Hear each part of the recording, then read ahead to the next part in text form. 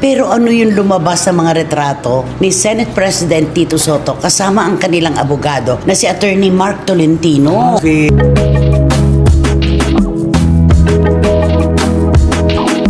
Ang mga kaso na haharapin ni Anjo Iliana ay cyber libel, defamation, slander.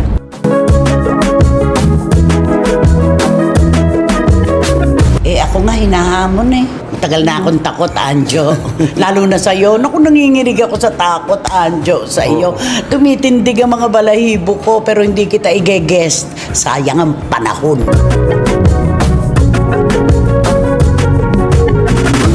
Ba't naman bibigyan natin siya ng pagkakataon na mag-guest para lang mag-box reveal? Ibigay na lang natin yung panahon, yung oras na napakalaga sa mga taong may saysay.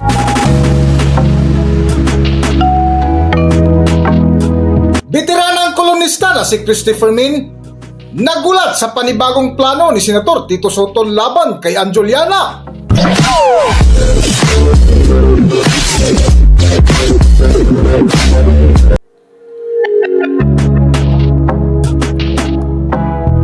Welcome back to Philippine Celebrity Broadcast.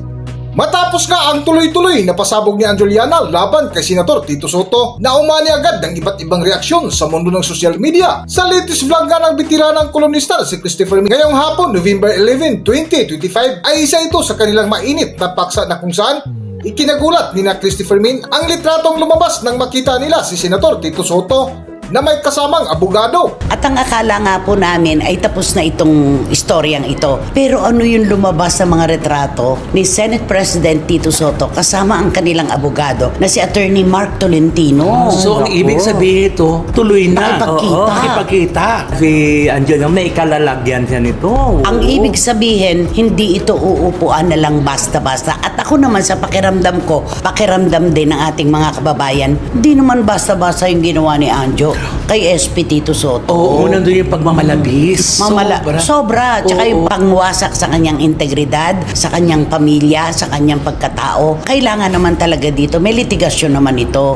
Kaya ipinanganak ang mga kaso na haharapin ni Anjo Iliana ay cyber libel, defamation, slander. Ayan. Kasi nga, tindi naman ng mga ginawa niya. Oo, kasi yung mga kwento niya talaga, na talaga naman nagimbal. Napaka-personal. Oo, na parang ang kwentong ito yung dapat na mga kwentong kaibigan lang na inilabas mo. Sila lang nakakaalam. Bro code. O yan. Oo. Dapat. Hindi, at saka, kapag may alam ka tungkol sa isang kaibigan mo, kapag kayo nagkasira o may tampo ka o may galit ka, hindi mo dadaanin sa isang paraan na ikagugulo ng marami. Oo. No? Totoo. Ano mo yung nakakapagtaka na wala naman silang hidwaan talagang, alam mo yung, walang kayo may hidwaan alam. talaga. Walang pinagugatan. Walang pinagugatan. Bigla na lang isang umaga, nagising tayo sa isang, ano ito? Bakit may ganun? Tapos mga personal, yung tungkol sa mga sinasabi niyang nakarelasyon, sasabihin na raw niya, gusto mo ba talaga ng laglagan? Hindi ganon ang inaasahan natin sa mga dating magkakaibigan na may mahabat malalim na pinagsamahan. Oo. Hindi ganon. Kasi Kay talaga- SP Tito Soto, wala tayo narinig. Wala. At sabi lang niya, wag na lang pansinin, itaas natin ang level ng Senate Press. Yun ang Totoo. sinabi niya.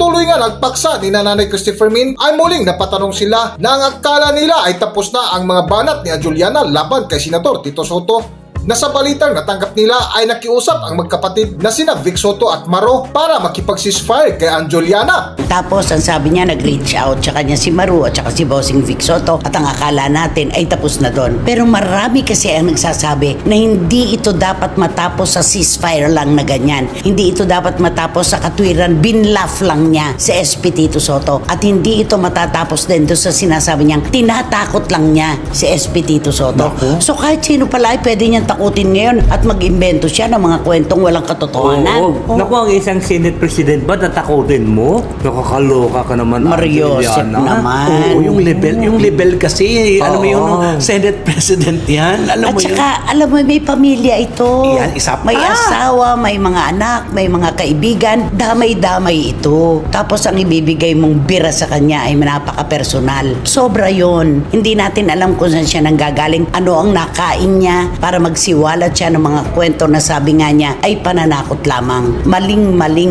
yun. Oo, at saka marami talaga siyang sinasabi na parang, ano to? Bakit alam mo, iisipin mo, bakit si Anjo, ano nangyari sa kanya? Oo. Hindi ba lahat ng mga komento, ano nangyari dito sa taong to? Biglang-bigla na lang. Biglang-bigla. Naku, nakakaloka nga siya, di ba sasabihin nila ng yung mga baser niya. Kasi ba, ano bang kinakain nito ni Anjo? Bakit bigla niya nang kinalaban yung mga Tsaka dating yung mga kaibigan? trolls na inaano niya, Oo. yung mga trolls na pinagbibintangan Bintangan niya. niya. Hindi po sila mga trolls. Mga lehitimo po sila mga vlogger, political vloggers na nakapagbuo na ng pagkakaibigan sa pamilya Soto. Wala tayong magagawa doon. Ako nga hinahamon eh. Di Ay, ba? oo, ikaw. Hinahamon nga kasi ako nga, ni Anjo Iliana. Kasi ayaw mo magpa-interview kasi. Ba't ako magpapa-interview? Ayaw Ay, niyang hindi. Ayaw mo interview interviewin si Anjo kasi ibubuksan niya daw yung box. Magbabox Oo. reveal daw Oo, siya. magbabox reveal kayo. Sabi niya matapang ka, di ba, Christopher Min? Sige, i-guess mo ko. At magbabox reveal ako sa'yo kung sino talaga itong babae ni Tito Sen. Oo. Sabi niya. Kaloka Yun ang yun. sabi niya, matapang daw ako. Hindi ako matapang pagdating sa ganitong mga senaryo.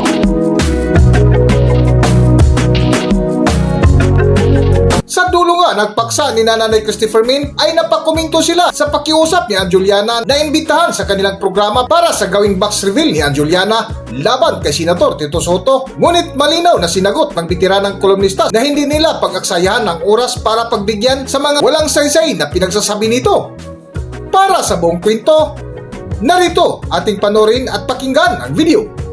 Oo. At saka, sayang naman yung panahon natin dito sa SNN, saka sa Christopher Minute. Ba't naman bibigyan natin siya ng pagkakataon na mag-guest para lang mag-box reveal? Ibigay na lang natin yung panahon, yung oras na napakalaga sa mga taong may saysay.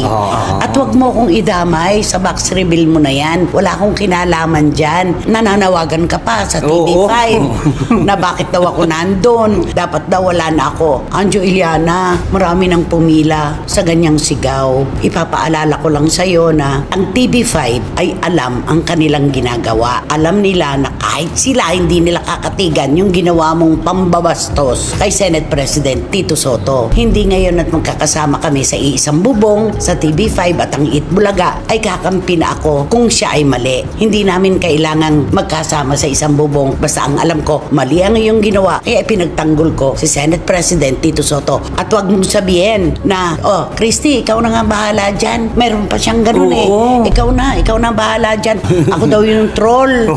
Alam mo, ayokong gamitin ang pangalan ng Diyos. Kaya kong panindigan na kahit minsan wala ako nakausap mula sa pamilya Soto, walang tumawag sa akin at hindi rin ako nagtangka na tumawag sa sino man sa pamilya Soto. Walang ganun. Huwag mo ko hamunin. Duwag ako, Anjo Iliana. Duwag na duwag ako. Hindi ako matapang. Pagdating sa ganyan na gagamitin mo pa ako sa iyong kalokohan. Wag na. Ibigay na lang natin ang oras sa tamang tao at sa tamang detalye at sa tamang panahon. Ayan, nasagot mo na yun yung mga litanya niya sa social media. Oo, na may personal. Oo, talaga nandun Diba? ang pangalan mo, Christopher Min. Akala ko ba matapang ka, di ba? Kung nananawagan talaga sa'yo. Tagal na akong takot, Anjo. Lalo na sa'yo. Naku, nanginginig ako sa takot, Anjo, sa iyo. Tumitindig ang mga balahibo ko pero hindi kita i-guest. Sayang ang panahon. Tama. Okay. At saka siyempre harapin na lang ito ni Anjo kung ano mo yung sinabi na Atty. Mark Tolentino. Kung ano mo yung plano niya, nako, sagutin mo na. Paghandaan mo yan. Oo. Hindi yan po pwedeng basta binitiwan mo nang walang nasaktan, nang walang pangalang nasira, nang walang pamilyang lumuha dahil sa kabastusan mo. Paghandaan mo ang cyber libel, defamation, at slander. Yan ang dapat mong paghandaan at panagutan. Hanggang dito na lang muna ang ating video at kung nagustuhan nyo, huwag kalimutan mag-subscribe at pindutin nyo na rin ang notification bell para ma-notify kayo sa ating susunod na video. Maraming salamat!